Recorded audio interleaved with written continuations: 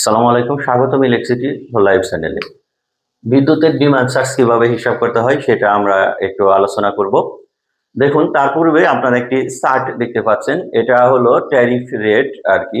Tariff rate অনুযায়ী প্রত্যেক ট্যারিফের পাশে কিন্তু ডিমান্ড চার্জ, এটা হলো পার কিলোওয়াটের জন্য। 1 কিলোওয়াট হলে কত টাকা, অর্থাৎ বেশি কিলোওয়াট হলে কত টাকা আসবে। এখন বর্তমান যে ট্যারিফ রেট 29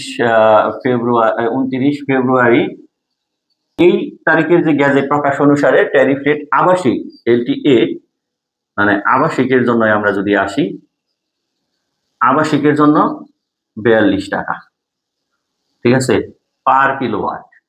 এখন আপনার সংযুক্তটা কত কিলোওয়াটে নেওয়া আছে। ধরুন নর্মালি বাসাবাড়ি যে সংযোগ নেওয়া থাকে সেটা হলো 2 কিলোওয়াট। তার মানে আপনার ডিমান্ড চার্জ মাসে একবারই কাটবে। ডিমান্ড চার্জ হলো 42 ইন্টু হলো 2, 84 টাকা, ঠিক আছে। এর উপর আবার কিন্তু 5% ভ্যাট হয়, ভ্যাটের হিসাবটা আসে। এখন ধরুন যে আপনার কোনো ইউনিটের বিল হয় নাই, 0 ইউনিট বিল, ঠিক আছে, 0 ইউনিট যদি বিল হয়, সেই ক্ষেত্রে আপনার বিলটা কত টাকা আসবে তখন। এই 84 টাকা 2 কিলোওয়াট লোডের জন্য, যদি বেশি থাকে তাহলে বেশি লোড দ্বিগুণ করতে হবে। 84 ইন্টু হলো এর জন্য ভ্যাট আসবে কত টাকা। ভ্যাটের হিসাবটা কিন্তু আমরা পূর্বে দেখিয়েছি, ঠিক আছে। এত টাকা বিল, তার মানে ভ্যাট যদি আসে 105 টাকায়,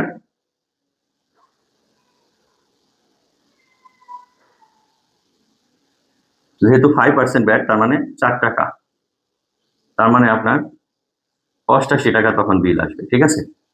তো অর্থাৎ ট্যারিফ অনুযায়ী ডিমান্ড চার্জ। ধরুন যে আমার যদি ক্ষুদ্র শিল্প হয় C1, তো C1 এর ক্ষেত্রে 48 টাকা, ঠিক আছে। তার মানে লোড যদি 10 কিলোওয়াট নিয়ে থাকে তাহলে 48 ইন্টু হলো 10, 480 টাকা। এর সাথে আবার ব্যাট যোগ হবে, ঠিক আছে। আবার যদি আপনার হয় যে এলটিই বাণিজ্যিক, প্রত্যেক কিলোওয়াটের জন্য 90 টাকা পার কিলোওয়াট, তাহলে নেওয়া আছে 2 কিলোওয়াট, তার মানে 90 ইন্টু 2, 180 টাকা। এর সাথে যোগ হবে ব্যাট।